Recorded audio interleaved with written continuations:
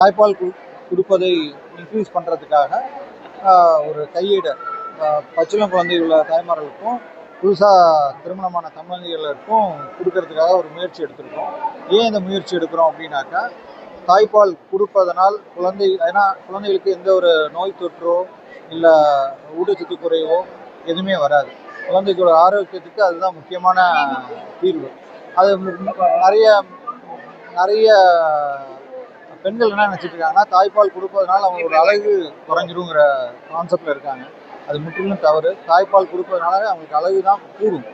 அடுத்த இன்னொரு விஷயம் என்னென்னா, தாய்ப்பால் கொடுக்கறதுனால அவங்களோட ஹெல்த்தில் எந்த இஷ்யூஸும் இருக்காது.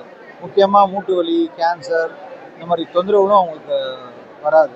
ஸோ இந்த விழிப்புணர்வை மக்கள்கிட்ட ஏற்படுத்தி தாய்ப்பால் கொடுக்கும் விகிதத்தை இன்க்ரீஸ் பண்ணுறதுக்கு தான் இந்த ஏற்பாடு. இப்போதைக்கு பார்த்தோம்னா முதல் 6 மாதத்துக்கு தாய்ப்பால் கொடுக்கும் வீதம் வெறும் 63% தான் இருக்குது. அதை இன்க்ரீஸ் பண்ணுறதுக்கு தான் இந்த ஏற்பாடு எடுத்திருக்கோம். அது மட்டும் இல்லாமல் இந்த தாய்ப்பால் கொடுக்கறது முதல் 6 மாதத்துக்கு தாய்ப்பால் மட்டும்தான் கொடுக்கணும். 6 மாதத்துலேருந்து 2 வயசு வரைக்கும் தாய்ப்பாலோடு சேர்த்து இணை உணவு சேர்த்து கொடுக்கணும். இந்த இதை சக்ஸஸ் பண்ணிட்டோம்னா பெண்களுக்கும் பிரச்சனை இருக்காது, குழந்தைகளுக்கும் பிரச்சனை இருக்காது, சமூகத்துக்கும் அந்த பிரச்சனைகள் குறையும்.